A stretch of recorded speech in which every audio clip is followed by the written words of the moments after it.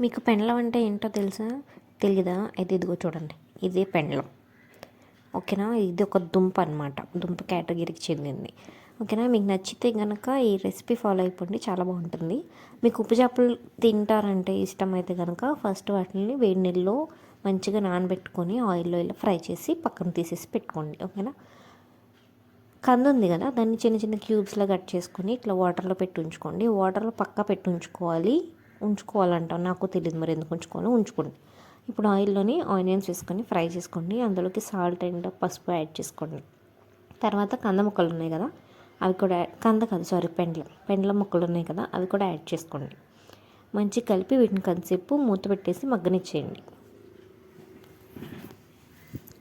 ఇప్పుడు ఇందులోకి అల్లం పేస్ట్ వేసుకొని అల్లం పేస్ట్ పచ్చివాసన పోయే వరకు ఫ్రై చేసుకోండి. తర్వాత కారం యాడ్ చేసుకొని కారం కూడా పచ్చివాసన పోయే వరకు కొంచెం ఫ్రై చేసుకొని వాటర్ వేసేసి మంచిగా ఇది దగ్గరికి మగ్గిచ్చేసుకోవాలన్నమాట. ఇదే టైంలోనే ఇందాక మనం ఉప్పు చేపలు ఫ్రై చేసి పెట్టుకున్నాం కదా, అవి కూడా యాడ్ చేసేసుకోండి. మంచిగా కలిపేసి వాటర్ అంతా ఎగిరిపోయి కంద మంచిగా మెత్తగా ఉడికిపోవాలన్నమాట. పెండలం కన్ఫ్యూజ్ అవుతున్నాను నేను. పెండలం కంద వేరు, డిఫరెంట్. కంద రౌండ్గా ఉంటుంది, పెండలం బోర్గా ఉంటుంది. ఓకేనా, అంతే రెసిపీ. By by.